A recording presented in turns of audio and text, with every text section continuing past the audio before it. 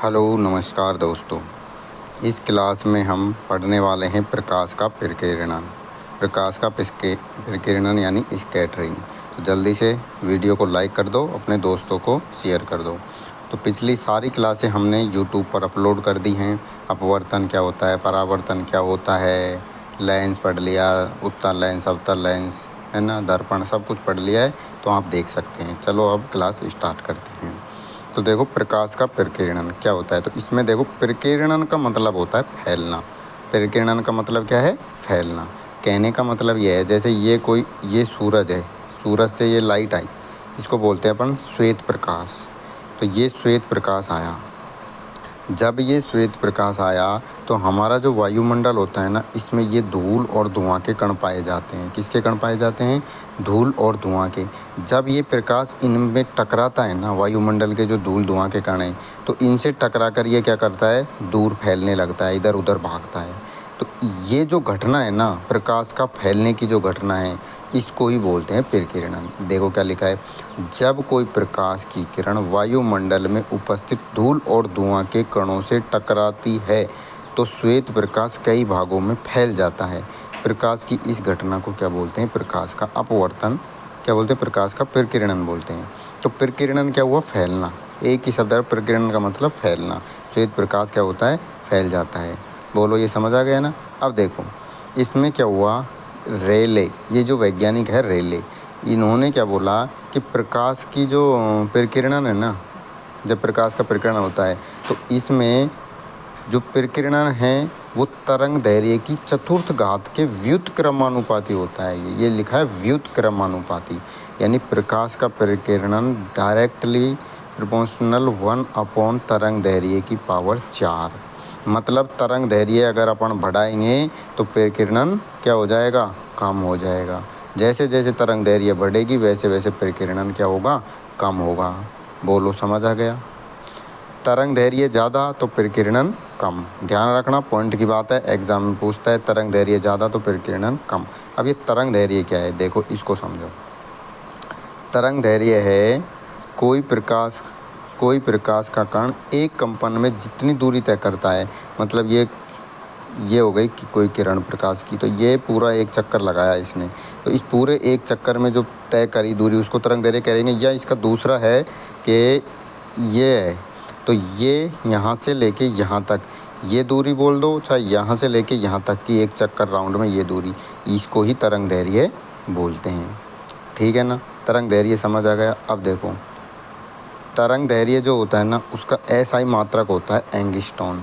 क्या बोलते हैं? एंगस्ट्रॉन। ए के ऊपर ऐसे 0 ये डिग्री लगा हुआ होता है ना, तो ये एंगस्ट्रॉन हो गया। तो ध्यान रखना, एग्ज़ाम में ये भूल मत जाना, गलती मत कर देना। एक एंगस्ट्रॉन का मान होता है 10 की पावर -10 मीटर है। ध्यान रखना, कितना? मीटर। और ई एंगस्ट्रॉन को अगर सेंटीमीटर में अपन लिखेंगे तो एक एंगस्ट्रॉन होता है 10 की घात -8 सेंटीमीटर। ठीक है? मीटर में 10 की घात -10 और सेंटीमीटर में 10 की घात -8। ये कैसे आया? क्योंकि एक मीटर में कितने होते हैं? 100 सेंटीमीटर होते हैं। जब अपन इसको 100 से गुणा करेंगे तो ये प्लस की 2 घात इसमें से कम हो जाएंगी, तो 10 की घात कितना रह जाएगा? -8 रह जाएगा। ठीक है ना? अब देखो मोस्ट इम्पोर्टेंट पॉइंट, देखो ये तरंग दैर्घ्य है और ये उनका प्रकीर्णन है। तो ये लिखा है, देखो ये जो लिखा है ना, ये लिखा है विब ग्योर। इसको ऐसे याद करना, VIB विब ग्योर, GYOR, विब ग्योर, ऐसे याद रखना। वी को मतलब ये जो कलर दे रखे हैं, वोयलेट है, बैंगनी हो गया, जामुनी है, ब्लू नीला है, ग्रीन हरा है, वाई येलो पीला है, ऑरेंज नारंगी है, रेड लाल है। ठीक है? तो ये जो क्रम दे रखा है ना नीचे से, ये तरंग दैर्घ्य का क्रम है। ये जो ऊपर ही ऊपर है, बैंगनी की तरंग दैर्घ्य सबसे कम होती है, जबकि लाल प्रकाश की तरंग दैर्घ्य सबसे ज़्यादा होती है। यानी ऊपर से विब की ओर में अपन ऊपर से नीचे आएंगे तो तरंग दैर्घ्य क्या होगी? बढ़ती है। क्या होती है? बढ़ती है। जबकि प्रकीर्णन क्या होता है? उल्टा होता है, घटता है। तो तरंग दैर्घ्य में ऊपर से नीचे आएंगे तो घटेगा, नीचे से ऊपर जाएंगे तो बढ़ेगा। यानी कि जिसकी तरंग दैर्घ्य ज़्यादा उसका प्रकीर्णन कम, और जिसका प्रकीर्णन ज़्यादा उसकी तरंग दैर्घ्य कम। अब जैसे प्रकीर्णन की बात करें अपन इसमें, तो देखो प्रकीर्णन सबसे ज़्यादा किसका है? प्रकीर्णन की बात करें तो सबसे ज़्यादा है बैंगनी का, और तरंग दैर्घ्य की बात करें तो सबसे ज़्यादा किसकी है, लाल की है, ठीक है ना। और सबसे कम तरंग दैर्घ्य इसकी होगी, जिसकी तरंग दैर्घ्य सबसे ज़्यादा उसका प्रकीर्णन सबसे कम, ठीक है, ये रहा। और जिसकी तरंग दैर्घ्य सबसे कम उसका प्रकीर्णन सबसे ज़्यादा, ठीक है ना, याद रह जाएगा। ये एग्ज़ाम में क्वेश्चन इससे पूछता है तो आपको नोट करके रखना है।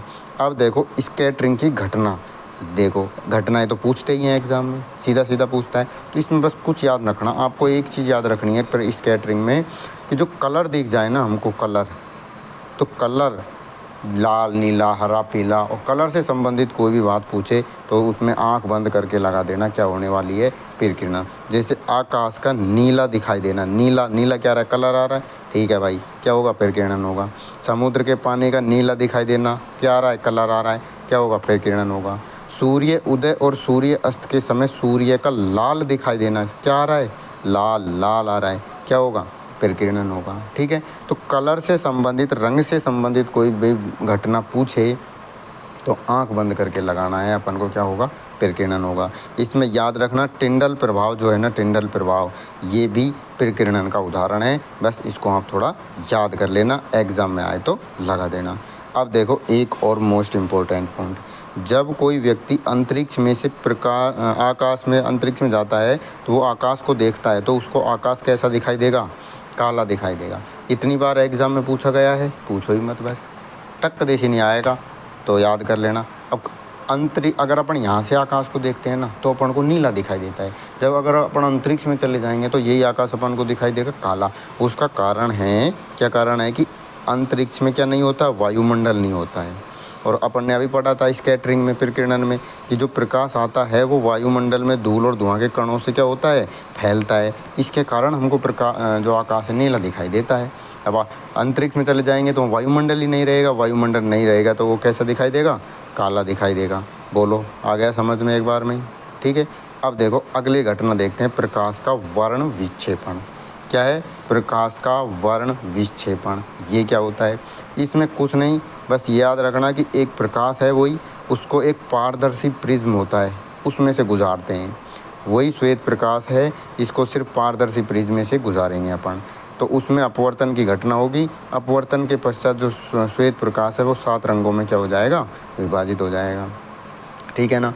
प्रकीर्णन में धूल धुआं के कणों से विभाजित हो रहा था और यहाँ क्या हो रहा है, प्रिज्म से गुजारते हैं, वर्ण विक्षेपण में प्रिज्म से गुजारते हैं। तो इसमें भी वही है, प्रकाश जो फैलता है वो अलग अलग फैलेगा, वही घटना है। लाल जो होता है ना, लाल रंग, वो सबसे कम है, उसका वर्ण विक्षेपण सबसे कम होगा, यानी वो सबसे कम फैलेगा, उसकी तरंग दैर्घ्य सबसे ज़्यादा होती है। और बैंगनी जो है वो सबसे अधिक फैलेगा क्योंकि उसकी तरंग दैर्घ्य सबसे कम होती है। तो बस विक्षेपण होना या फैलना एक ही बात है। बस विक्षेपण में क्या होता है, प्रिज्म से प्रकाश को गुजारते हैं, प्रकीर्णन में धूल धुआं के कणों से वो क्या होता है, वो होता है। तो ये देखो दिखा रखा है, ये प्रिज्म है, यहाँ से प्रकाश गया तो ये 7 अलग अलग रंगों में क्या हो गया, विभाजित हो गया। तो ये देखो सबसे ज़्यादा ये जो है ना, ये क्या कहलाता है, ये विचलन कोण कहलाता है। ये जो एंगल है तो सबसे ज़्यादा, ये जो एंगल जो है विभाजित, तो सबसे कम विभाजन किसका हुआ, यहाँ से लेके यहाँ तक जो है सबसे कम विचलित हुआ R, उसके बाद G है ना, लाल, हरा, पीला, तो ये चल रहा है, ये विब की ओर है, ये ऑरेंज है, O है, O, ठीक है, तो इसको सही कर लेना।